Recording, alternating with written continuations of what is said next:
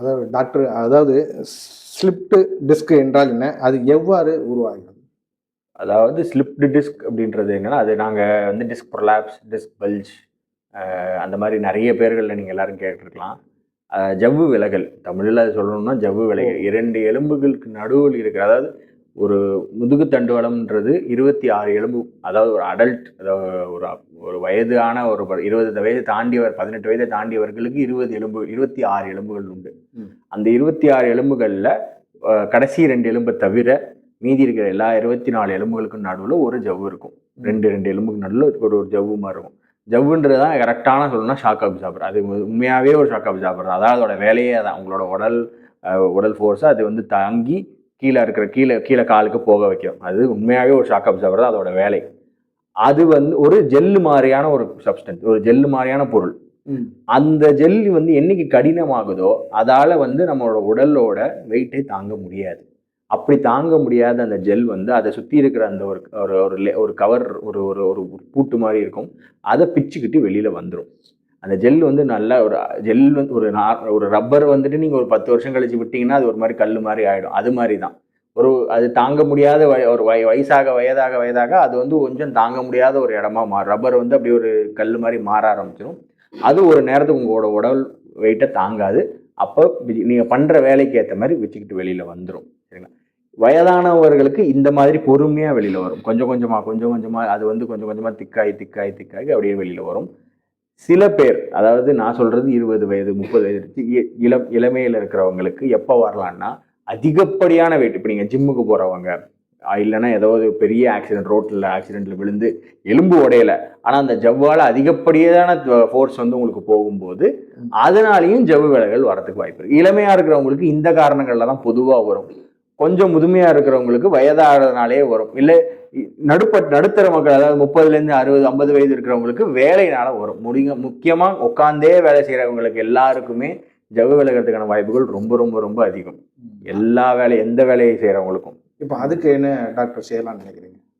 ஒரு முக்கியமான சிம்பிளான விஷயம் ஒன்று, எல்லாராலையும் செய்யக்கூடிய ஒரு விஷயம் என்னன்னா, உட்கார்ந்து வேலை பார்ப்பவர்கள் அரை மணி நேரத்துக்கு ஒரு எந்திரிச்சு நிற்கணும். வேற எதுவுமே கிடையாது. அரை மணி நேரம் ஆயிடுச்சுன்னா எந்திரிச்சு நில்லுங்க. கீழே உட்காந்தாலும் சரி, மேலே உட்காந்தாலும் சரி, எந்திரிச்சு 2 நிமிஷம் நில்லுங்க. இல்லைன்னா ஒரு 10 அடி நடந்து மறுபடியும் வந்து உட்காந்துக்கோங்க. இது பண்ணாலே வந்து பாதி பிரச்சனையை நம்ம சரி பண்ணிட்டோம்னு அர்த்தம். மீதி 50% கொஞ்சம் உடற்பயிற்சி இருக்கு, படுத்துட்டே பண்ற மாதிரியான சில உடற்பயிற்சிகள் இருக்கு. அந்த எக்ஸசைஸ் டெய்லி பண்ணணும். ஒரு உங்களால இந்த தினம் பண்ண முடியலன்னா கூட வாரத்துக்கு 4 நாள் பண்றதை கொஞ்சம் வாடிக்கையா வச்சிருக்கணும். ஆமா, சரிங்களா? இப்போ தண்டுவட நரம்பு அழுத்தம், அதனுடைய அறிகுறிகள் என்ன?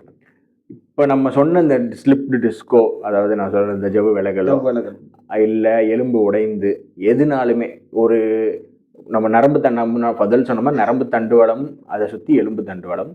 இப்போ எலும்பு தண்டுவடம் வந்து நரம்பு தண்டுவடத்துக்கு இடம் கொடுக்கும். ஒரு இடಕ್ಕೆ ஒரு கேப் இருக்கும். அந்த நரம்பு வந்து போய் எப்போ இந்த ஜவ்வோ எலும்போ போய் அழுத்துதோ, விலகின ஜவ்வோ இல்லை உடைந்த எலும்போ போய் அழுத்துதோ, அது நரம்பை போய் அழுத்திடும். எந்த ஒரு நரம்பும் வயர் மாதிரி தான், நம்ம வீட்டில் இருக்கிற எலக்ட்ரிக்கல் வயர் மாதிரி தான். அதில் ஏதாவது போய் அழுத்திருந்தால் அது வழியாக கரண்ட்டு பாஸ் ஆகாது. நம்ம நரம்பும் கரண்ட்டு போகிற விஷயம் தான், கரண்ட்டு போகாது.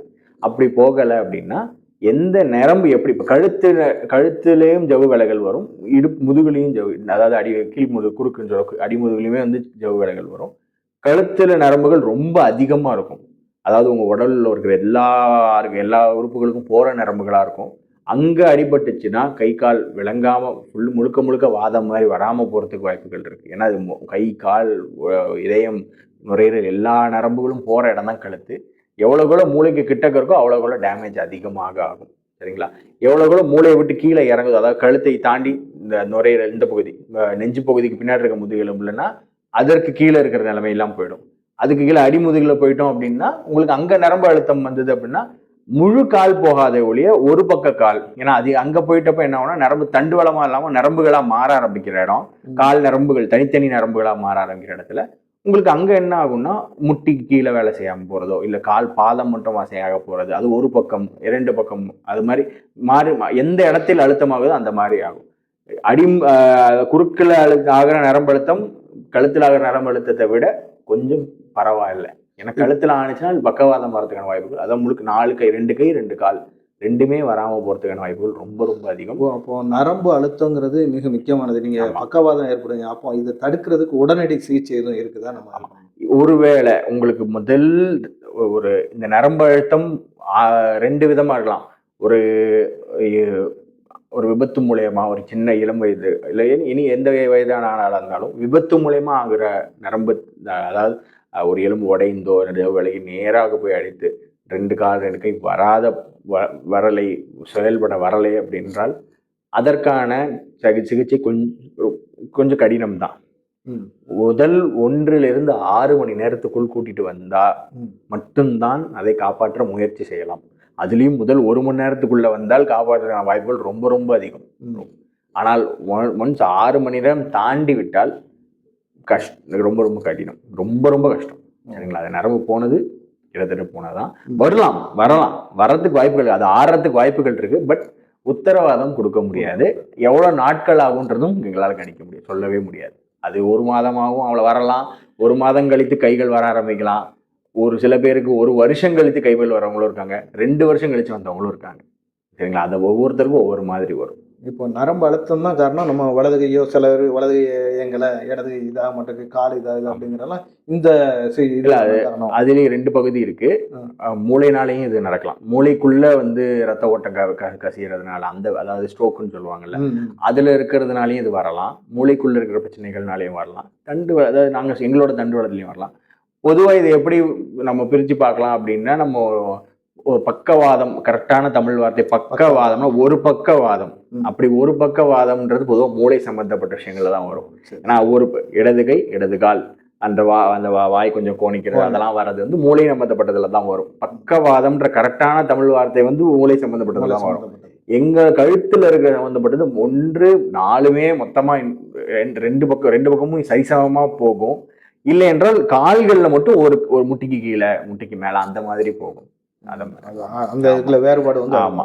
அதே மாதிரி எங்களோட நரம்பு சம்பந்தப்பட்ட பிரச்சனைகள் ஒரு மெதுவா ஆரம்பிக்கும்.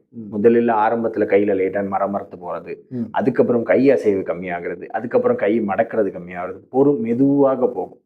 விபத்து மூலயமா ஆகிறவங்களுக்கு தான் ஒரே நேரத்தில் எல்லா நரம்பு டேமேஜ் ஆகும். இவங்க இந்த மாதிரி நார்மலாக தேய்மானத்தினால ஆகுறவங்களுக்கு கொஞ்சம் கொஞ்சமாக போகும். சீக்கிரம் வந்துட்டாங்கன்னா நல்ல இது கொடுக்கலாம். நல்ல அது முக்கியமாக கை கால் மரத்து போகுது, கை அசைக்க முடியல, ஒரு பொருள் பிடிச்சி எடுக்க முடியல, வயதானவர் ஒரு 40 வயசு 40 வயசு இருக்கிறவங்களுக்கு இந்த கையெல்லாம் மரமரன்னு இருக்கு, கை ஒரு பொருள் பிடிச்சி எடுக்க முடியல, ஒரு பையை தூக்கிட்டு போக முடியல, டக்குன்னு வெட்டுலாமான் இருக்கு. அதுவும் நரம்பு தேய்மானம், நரம்பு கம்ப்ரெஷனுக்கான அறிகுறி தான். அப்படி இருந்தால் சீக்கிரம் வந்துட்டீங்க அப்படின்னா நம்ம அதுக்கான ட்ரீட்மெண்ட் ஆரம்பிச்சிட்டோம்னா நல்ல ரெக்கவரி இருக்கிறதுக்கு வாய்ப்பு இருக்கு. இப்போ நிறைய பேர் பார்த்தீங்கன்னா ஒன் சைடு படுத்திருப்பாங்க, இல்லை ஏதாவது வழியில் இருந்துச்சுன்னா ஒரு கழுத்து வலி வரும். அந்த கழுத்து வலி வர்றதுக்கான காரணம் என்ன, இல்லாட்டி அது போக்குறதுக்கு இது அந்த மாதிரியா வர்றதுக்கான காரணம் சுளுக்கு தான். அது ஸ்ப்ரெயின் தான். அது உள்ள எலும்புக்குள்ளார எலும்போ இல்லை ஜவ்வுக்குள்ளேயே அந்த பிரச்சனையும் பெருசாக இருக்காது. சரிங்களா?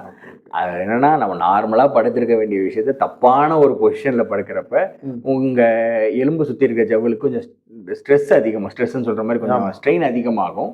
அதுக்கு உடல் நம்மளோட சொந்த சதை அந்த மாதிரி பண்ணக்கூடாது இனிமே அப்படின்றதுக்காக டைட் ஆயிரும். அதுதான் பிடிக்கிறது, மூச்சு பிடிக்கிறது அப்படின்னு சொல்லுவாங்கல்ல, வாயு அப்படிலாம் சொல்லுவாங்க. அது உங்களோட சொந்த சதை இனிமே நீ இந்த மாதிரி படுக்காதன்னு சொல்றது தான், வேற எதுவும் கிடையாது. அதுவாகவே 3 நாள்ல சரியாயிடும். நீங்க மாத்திரைகள் போட்டாலும் சரி போடலாலும் சரி 3 நாள்ல சரியாயிடும். ஆமா. இப்போ அதே போலதான் அந்த முதுகு வலி வருவாங்க நிறைய பேருக்கு, அங்கேயும் அதே பிரச்சனை. அது அதேதான். இந்த மாதிரி இருக்கிறப்ப பாத்துறது நல்லது எப்பவுமே. ஏன்னா உள்ளுக்குள்ள பிரச்சனை இருக்கவங்களுக்கும் இதே மாதிரிதான் இருக்கும். உள்ளுக்குள்ள உண்மையாவே எலும்பு அரிச்சலோ இல்லைன்னா எலும்புல ஜவ்வு விலகல், பெரிய ஜவ்வு விலகி இருக்கு அப்படின்னாலும் அவங்களுக்கும் இந்த மாதிரிதான் இருக்கும். சாதாரணமா ஏதோ போய் தப்பா படுத்துட்டு இருக்கிறவங்களுக்கும் இந்த மாதிரி தான் இருக்கும். அப்படி இருக்கிறப்ப ஒரு தடவை கரெக்ட் பார்த்துட்டு எதுவும் இல்லைன்னு தெரிஞ்சுக்கிறது நல்லது. அந்த வலி என்றால் ஷியாட்டிகா அந்த மாதிரி. ஷியாட்டிகா என்றால் அதாவது கால் வலி. ஷியாட்டிகான்றது ஒரு விதமான கால் வலி தான். அது எப்படின்னா, முதுகுத்தண்டில் நரம்பு, இப்ப சொன்ன நரம்பு அழுத்தம் மாதிரி அது ஒரு விதமான நரம்பு அழுத்தம். சரிங்களா? ஆனால் அது வெறும் அடிமுதுகு குறுக்கில், அது குறுக்கில் இருக்கிற கடைசி 2-3 ஜவ்வுகள், அதாவது L3, 4, L4, 5, 5S1 சொல்லுவோம். அந்த 3 ஜவ்வுல இருக்கிற இடத்துல அழுத்தமானுச்சுன்னா தான் ஷியாட்டிகா வரும். பின்பகுதி, அதாவது காலோட பின்பகுதியே வலி இருக்கும். அது ஒரு வலி வந்து ஒரு கரண்ட் ஷாக் அடிக்கிற மாதிரி, அதாவது பின்பகுதியில் மட்டுமே அந்த வலி பரவுற மாதிரியான ஒரு வலி. நடக்கும்போது அதிகமாக இருக்கும், பின்னாடி பகுதி ஃபுல்லாக வலிக்கும், நடந்து நின்னா கொஞ்சம் நல்லா இருக்க மாதிரி இருக்கும், மரத்து போகும், கால் பின்பகுதி மரத்து போகும், பின்னாடி பக்கம் ஃபுல்லாக மரத்து போகிற மாதிரியான வலிகள் வரும். அதுதான் ஷயாட்டிகா. அதற்கு முதுகுத்தண்டு அழுத்தம் ஒரு முக்கியமான காரணம். அது இல்லாமல் அந்த நரம்பு வேற எங்கெங்கெல்லாம் அழுத்தப்படுமோ அங்கேயும் அதனால வரலாம். முக்கியமான இடங்கள்னா முதுகுத்தண்டுக்கு அடுத்து 2வது எங்கன்னா இடுப்பெலும்பு, அதாவது நம்ம பட்டெக்ஸ்ன்னு சொல்லுவாங்கல்ல, அந்த இடத்துல வந்து சதை பிடிப்பு இருந்தாலும் ஷயாட்டிகா வலி வரும். அதையும் நம்ம எதனால வலி வருதுன்றதை நம்ம பார்க்கணும். இந்த சுருக்கு அப்படிங்கிறாங்கல்ல, அதுக்கு இதுக்கும் சம்மந்தம் உண்டா? சுருக்கு முடிங்கிறாங்களா, அந்த உள்ளுக்கு சதையை பிடிச்சிக்கிட்டுனா அப்படி பிடிச்சிட்டு கீழே வலிக்கிற மாதிரி நம்ம அந்த நேரத்துக்கு இது வந்து ரொம்ப, அதாவது நைட்டு நேரத்துல தூக்கத்துல வந்து இது ரொம்ப ரொம்ப முக்கியமான விஷயம். ஏன்னா நீங்க சொல்ற அந்த குரக்களிக்கிறதுன்னு கூட சொல்லுவாங்க. சரிங்க, குரக்களிக்கிறது, கை கால் இப்படி டக்குன்னு இழுத்து இப்படி பிடிச்சிக்கும், இல்லை கை இப்படி இழுத்து பிடிச்சிக்கும்ட்டு. இது ஆக்சுவலாக நரம்பு சம்மந்தப்பட்டதோ இல்லை முதுகுத்தண்டு சம்மந்தப்பட்டதோ கிடையாது. இது மிக மிக ரொம்ப ரொம்ப ரொம்ப அதிகமான பேருக்கு வரும். யாருக்கு வரும்னா ஒழுங்காக தண்ணி குடிக்காமல் இருந்தாங்கனாலே வரும். சரிங்களா, அது ரொம்ப முக்கியமான காரணம். 2வது கால்சியம் அண்ட் வைட்டமின் இ இந்த டிஃபிஷியன்சியில் வரும். இன்னொன்று வைட்டமின் டி. இது 2 இது முழுக்க முழுக்க சம்பந்தப்பட்ட விஷயம். அதுக்கு எந்த சம்பந்தமும் கிடையாது. அது நீங்க சொல்ற கரெக்டா எனக்கு புரியுது. நைட்டு நேரத்துல தூக்கத்துல நிறைய பேர் என்கிட்ட சொல்லும் போது சொல்லுவாங்க, அந்த உள்ள பிடிச்சிச்சுன்னா சுருக்கிக்கிடுது, ஆனா அது போய் எடுத்து விடணும்னு நினைக்கிறாங்க, முடியாது. அது ஃபுல்லா அது முழுக்க முழுக்க சதை வந்து அதுக்கு தேவையான சத்து கிடைக்காதனால டைட்டா பிடிச்சிக்கும். முதல்ல சொன்னல இருக்கிறதுலயே அதிகமான காரணம் அதுதான். ஒரு 100 பேர் கழுத்து வலின்னு வந்தாங்கன்னா 80லேருந்து 90 பேர் இதுதான் இருக்கும். உள்ள எதுவுமே இருக்காது, நார்மலா இருப்பாங்க, உள்ள எந்த பிரச்சனையும் இருக்காது. சரிங்களா, எல்லாருக்கும் காரணம் இதுதான். ஏன்னா நம்ம ஒரு வெயில் காலத்துல இருக்கிற ஒரு ஊர்ல இருக்கோம், வெயில் இருக்கும், தண்ணி குடிக்க மாட்டோம், வேலை இருக்கும், அதனால வர பிரச்சனைகள் தான், வேற எதுவும் இல்லை. அப்புறம் ஒரு தண்டுவலி சம்பந்தமா எம்ஆர்ஐங்கிறது அவசியமா? அதுக்கு எக்ஸ்ரே எதுவும் தேவைப்படுமா? இல்லாட்டி மருந்து மற்றும் அது பிசியோதெரபி, இல்லை எல்லா தண்டுவலிக்கும் அறுவை சிகிச்சை தேவையா? தண்டுவல பிரச்சனைகளுக்கு எம்ஆர்ஐ தேவையா? அது முதல்ல நம்ம கேட்குறோம் அப்படின்னா எக்ஸ்ரே கண்டிப்பாக தேவை. எல்லா பிரச்சனைகளுக்கும் எக்ஸ்ரே தேவை. நான் சொன்ன மாதிரி உண்மையாகவே உள்ள பிரச்சனை இருக்கா இல்லை வெறும் சதை பிடிப்பா அப்படின்னு பார்க்கறதுக்கு எக்ஸ்ரே தேவை. அதுதான் முக்கியம். எம்ஆர்ஐ எப்போ தேவை அப்படின்னா, ஒருத்தருக்கு ஒரு ஆளுக்கு 2 மாதமாயும் எனக்கு முதுகு வலி சரியே ஆகலை, இடுப்பு வலி மட்டும், சரிங்களா, அவங்களுக்கு எம்ஆர்ஐ தேவை. எனக்கு எம்ஆர்ஐ, அதாவது முதுகு வலியோடு சேர்ந்து எனக்கு காய்ச்சல் இருக்குது, சரிங்களா, காய்ச்சல், உடல் எடை ரொம்ப குறைஞ்சிருச்சு, பசிக்கலை, இந்த மாதிரி இருந்தாலும் எம்ஆர்ஐ தேவை. நம்ம இன்ஃபெக்ஷன், கிருமி சம்மந்தப்பட்ட விஷயங்கள் தேக்கணும். ஈவன் முதுகுகளில் சில பேருக்கு கேன்சர், வயசானவங்களுக்கு கேன்சரும் வரலாம், அதுக்கும் அது தேவை. சரிங்களா, 3வது நான் இந்த ஷயாட்டிகா மாதிரி சொன்னீங்கல்ல, கால் நரம்பு இழுக்கிற மாதிரி, நடக்கும்போது கால் நரம்பு பயங்கரமாக இழுக்கும், கை நரம்பு, அதில் கழுத்துனா கை நரம்பு, கை வந்து இழுக்கும், ஷாக் அடிக்கிற மாதிரி இருக்கும், அவங்களுக்கு கண்டிப்பாக எம்ஆர்ஐ வேணும். 4வது ஏன்னா நரம்பு தண்டு பாதிப்பு ஏதாவது இருந்தவரும், எனக்கு கால் செருப்பு பிடிக்க முடியல, கால் நம்ம ஒரு செருப்பு போடுறோம், என்னால் பிடிச்சி நடக்க முடியல, செருப்பு விழுந்துருது, கையில் எனக்கு எதையும் பிடிக்க முடியல, இந்த மாதிரி நரம்பு பாதிப்பு இருந்தால் கண்டிப்பாக எம்ஆர்ஐ தேவை. இந்த 4 விஷயத்துக்கு மட்டும்தான் எம்ஆர்ஐ எடுக்கணும். அதுவும் 2 மாதமாக சுத்தமாக வலி, அதாவது வலி வந்துட்டு போகிறது இல்லை, 2 நாள் வருது நல்லாயிடுது, அப்படி தொடர்ந்து வலி, என்னால் எந்த வேலையும் வீட்டில் எந்த வேலையும் என்னால் செய்ய முடியலை, அந்த மாதிரி விஷயங்களுக்கு மட்டும்தான் நம்ம எம்ஆர்ஐ கண்டிப்பாக எடுக்கணும். இல்லைன்னா எல்லாருக்கும் எம்ஆர்ஐ எடுக்க தேவையில்லை. ஏன்னா எம்ஆர்ஐ எடுத்தால் ரிப்போர்ட்டில் பலவிதமான ரிப்போர்ட்டில் எல்லா டிஸ்க் பல்ஜும் இருக்குன்னு சொல்லியிருப்போம். அது வந்து அது எல்லாருக்கும் நார்மலாக இருக்கிறது, அது உண்மையாகவே பிரச்சனை கொடுக்குதா அப்படின்றது ரொம்ப ரொம்ப ரேர் தான். ஆமாம், தேவைப்படும் போது மட்டும்தான் எடுக்கணும். நரம்பு பாதிப்போ இல்லைன்னா 2 மாதத்துக்கு மேலே வலி இருந்தால் தான் எடுக்கணும். அப்போ எல்லா தண்டோட வலிக்கும் அந்த அறுவை சிகிச்சை அறுவை சிகிச்சை அப்படின்ற இது வந்து இப்போ ரீசெண்டாக இதுவே இருக்குது. 90% முதுகுத்தண்டோட பிரச்சனைகள், நான் சொல்கிறது வெறும் சதை வலி பற்றி சொல்ல, உள்ள உண்மையாகவே டெவு விலகி இருக்குது, சின்ன சின்ன பிரச்சனைகள் இருக்குது, அந்த மாதிரியான ஆட்களுக்கும் அறுவை சிகிச்சை ட்ரீட்மெண்ட் கிடையாது. 90%, 100 பேர் வந்தாங்கன்னா 90% நாங்கள் டிஸ்க்கு எம்ஆர்ஐ எடுத்து எல்லாம் பார்த்தாலுமே, எல்லாமே இருக்குன்னு சொன்னாலுமே 90% பேருக்கு சர்ஜரி தேவையில்லை, அறுவை சிகிச்சை தேவையில்லை. அவங்களுக்காக மாத்திரைகள் கொடுத்து ஒரு 2லேருந்து 3 நாள் ரெஸ்ட்டு, மறுபடியும் கொஞ்சம் நான் சொன்ன மாதிரி எக்ஸசைசஸ், அப்புறம் வாழ்க்கை நடைமுறை மாற்றங்கள், இதுதான் ட்ரீட்மெண்ட். இதை தாண்டி சில பேர் இல்லை என்னால் அந்த பயிற்சி எக்ஸசைஸ் பண்ண முடியலை அப்படின்றவங்களுக்கு இன்ஜெக்ஷன் போடலாம். முதுகு தண்டுலையும் சரி கழுத்துலையும் சரி கொஞ்சம் இன்ஜெக்ஷன் போடலாம். அதுலேயும் சரியாகாமல் ஒரு 3லேருந்து 4 மாதம் கழிச்சு எனக்கு என்ன பண்ணி சரியாகலை சார்னு வரவங்க ரொம்ப கம்மி தான். அப்படி வந்தால் தான் அவங்களுக்கு சர்ஜரி பற்றி யோசிக்கவே செய்யணும்.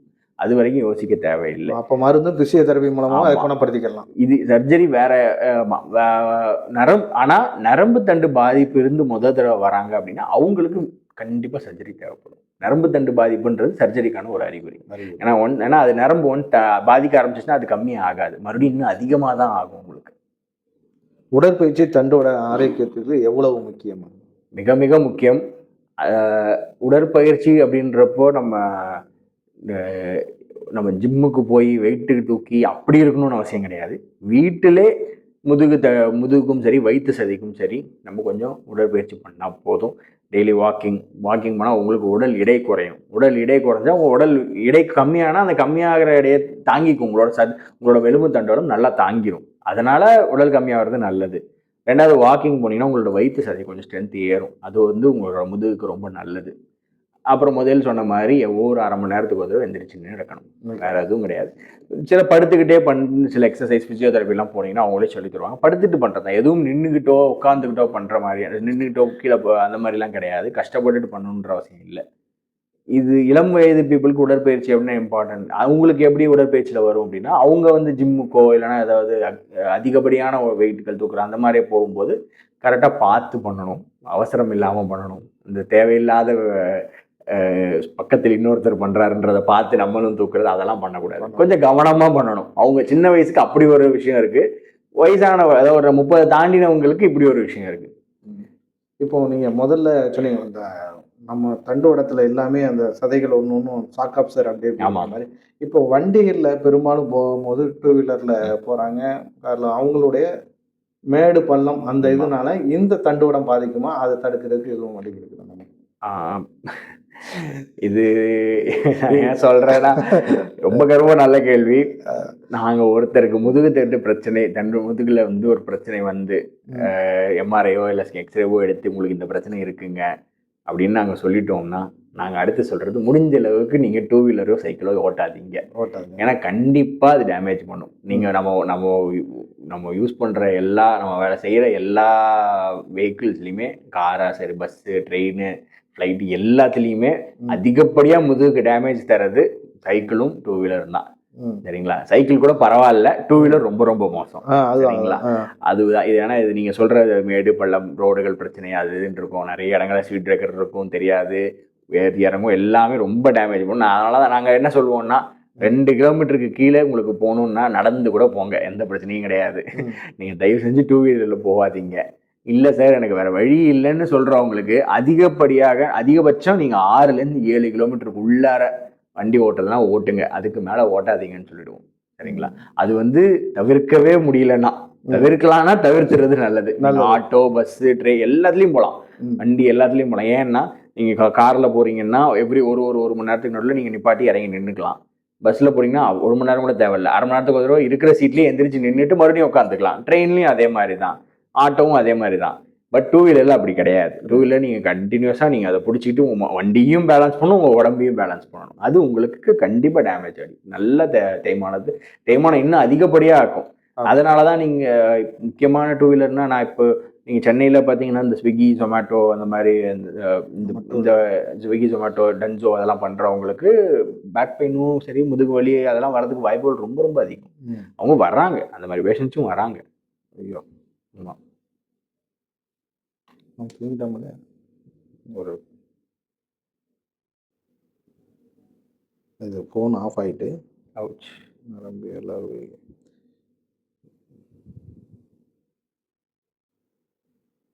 பாஸ்போர்ட் எல்லாமா தூங்கிட்டியா? ரொம்ப சந்தோஷம். இந்த ஏசிக்கு நல்ல